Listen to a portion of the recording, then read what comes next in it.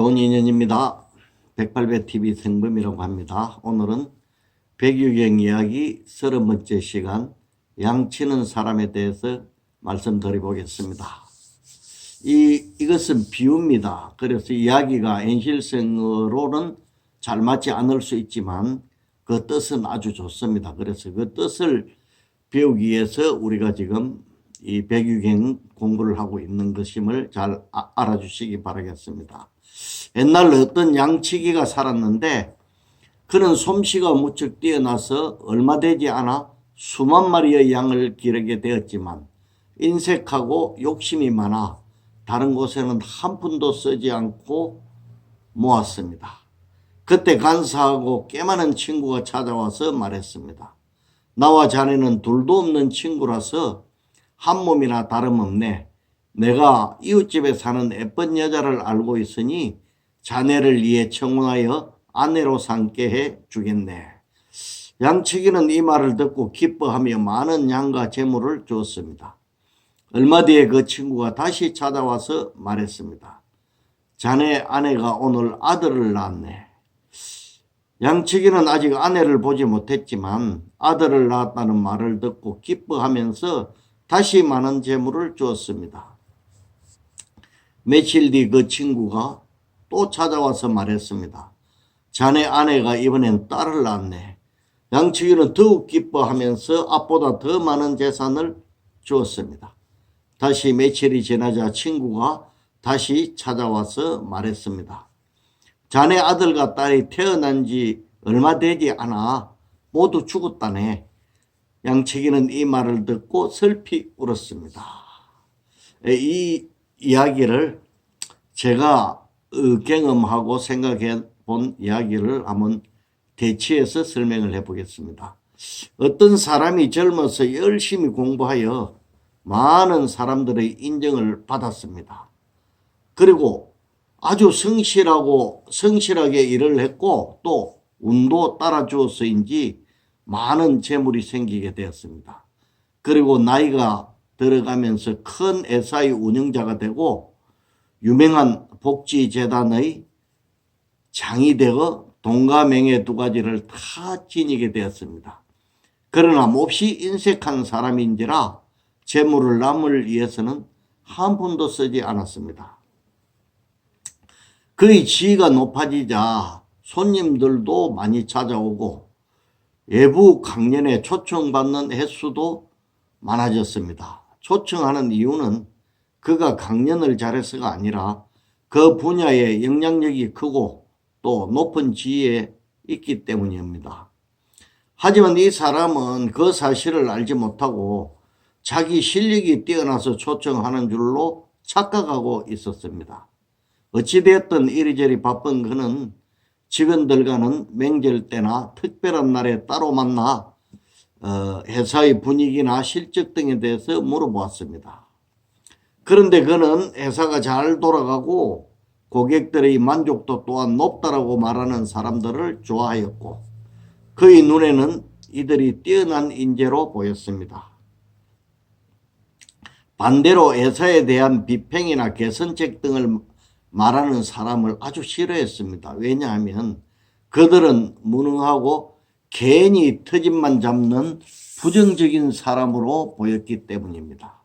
그래서 자연스럽게 그의 곁에는 진실한 말을 하는 사람들은 떠나버리고 아부하는 사람들만 남게 되었습니다. 그런데 잘 살펴보면 그가 대표로 있는 회사와 복지단체는 몇십 년 전에 하던 운영 스타일을 그대로 유지하고 있어서 더 이상 발전은 못하고 조금씩 허물어지고 있는 상태였습니다. 단지 이 사람은 직원들의 말만 듣고 자기의 뛰어난 리더십 덕분에 모든 일이 잘 돌아가고 있다는 착각을 하고 있을 뿐이었습니다. 아부를 좋아하는 사람들은 대부분 자신의 이익을 이해할 뿐 회사의 성장에는 관심이 없습니다. 그래서 그들은 대표에게 회사가 잘 돌아간다라고 속이면서 기회가 있으면 돈을 빼내었습니다. 자기가 듣고 싶어 하는 말만 들으려고 하는 어리석은 지도자를 속이는 것은 사기성이 있는 사람에게는 너무도 쉬운 일입니다. 대충 이유를 대어서 대표를 칭찬만 해주면 되기 때문입니다. 하지만 세월이 가면서 이 사람에게도 의심이 생기기 시작합니다. 그것은 자기에게 돌아오는 소득이 줄어들었기 때문입니다. 그래서 직원들을 불러놓고 왜 소득이 줄었는가를 묻습니다. 그러자 그들은 그것은 다른 회사를 인수도 하고 새로운 기계를 들여놓았기 때문입니다. 그래서 당분간 이익이 줄었지만 조금 지나면 더 큰 소득을 낼 수 있습니다. 라고 대답합니다.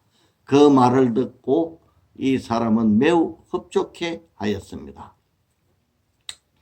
그리고 몇 년이 지나 더 이상 거짓말이 통하지 않을 때쯤 되면 주요 보직을 맡은 직원들은 어리석은 대표를 비웃으며 모두 회사를 떠나버립니다. 그들은 처음부터 회사를 운영할 만한 실력도 없었지만 단지 아부 하나만으로 대표의 신임을 얻고 많은 돈을 챙겼던 것입니다. 이때가 되면 이 사람은 자기가 속았다는 것을 알고 눈물을 흘리며 후회를 해도 아무 소용이 없었습니다. 남에게 칭찬받는 것만 좋아하면 이처럼 어리석어져 버립니다. 그래서 바른 말 하는 사람을 싫어하고 아부하는 자를 가까이 하게 됩니다. 진실을 말하는 사람은 개인적인 욕심이 없거나 또는 적습니다. 그래서 자신의 이익보다 회사의 발전을 먼저 생각합니다. 그의 말은 비록 듣기는 거북할 수가 있습니다. 그런데 아부하는 자들은 오직 자신의 이익만을 탐하지 회사의 발전에는 애초부터 관심이 없었습니다. 그래서 그들은 듣기 좋은 말만 골라서 합니다. 하지만 이 말에는 진실이 없습니다. 속담에도 입에 쓴 약이 몸에 좋다라는 말이 있습니다. 이를 보면 듣기 좋은 소리보다 듣기 거북한 소리에 귀를 기울이는 것이 더 바람직하다는 것을 알 수 있을 것입니다. 이런 경우는 종교단체의 리더들도 마찬가지입니다. 오히려 더 심할 수도 있습니다. 초심 때는 열심히 수행하여 인격과 덕을 잘 닦아서 대중들의 인정을 받았던 수행자도 많은 사람들이 떠받드는 지위에 오르게 되면 교만해지기 쉽습니다. 아니 대부분이 교만해진다고 봐야 되겠죠. 그것은 주위에 아부하는 자들이 모여들어 그를 떠받들게 되면 자신의 능력이 남보다 뛰어나서 대단한 줄, 또 자신이 원래부터 남보다 높은 자리에 앉아야 되는 줄 착각하게 되기 때문입니다. 그래서 지위가 높아질수록 초심을 잃어서는 안 된다는 말이 있습니다. 그래서 항상 자신이 지금 교만심을 가지고 있지 않는지 또 초심을 잃지 않는지에 대해서 시간을 내어 챙겨보아야 합니다. 마음속에서 일어나는 망상인 나는 뛰어남으로 당연히 대접을 받아야 한다라는 생각에 매몰되어 버리면 그는 그 즉시 어리석어지고 저속한 인간으로 타락되게 됩니다. 단지 자신만 모를 뿐입니다. 그래서 지위가 높을수록 마음을 더욱 낮추어야 하는 것입니다. 누구든지 모든 사람이 절대 평등한 이치를 잊어버리고 차별심을 갖게 되면 그 즉시 미혹해져서 진실을 보지 못하게 됩니다.